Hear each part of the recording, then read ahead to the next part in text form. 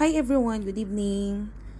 Gusto ko lang ipakita sa inyo yung nighttime routine ko bilang mommy. And we are living here in Abu Dhabi and I'm a mom of 2 kids. So I just want to share with you yung mga ginagawa ko kapag gabi na. So kapag maggagabi na, nagluluto muna ako tapos pinapakain ko yung mga anak ko. After nun, bibihisan ko sila tapos bibihisan ko ng pantulog tapos patutulogin ko pa.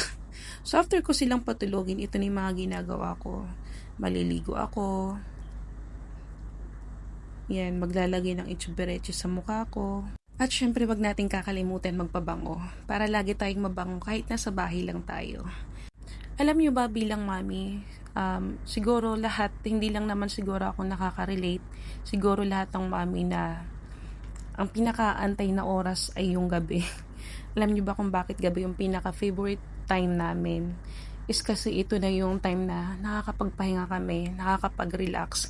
Kasi yung buong araw, yung mga anak natin ay nangungulit, nagkakalat. So, sa paggabi, doon ka lang makakapagligpit. Doon mo lang maililigpit yung mga kalat nila, doon ka lang makakapaglinis.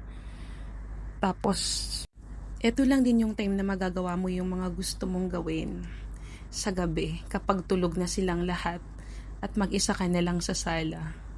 Ganito yung mga gagawin natin. Magpapainit ng tubig, tapos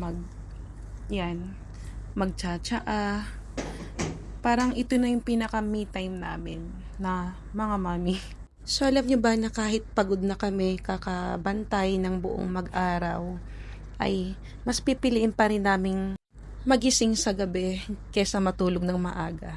Kasi yun yung sabi ko kanina, kapag gabi, ito na yung pinaka-relaxing moment namin. At ito na rin yung pahinga namin. Habang nagchatchaa tapos nanonood ka ng TV, nagmo-movie ka sa Netflix.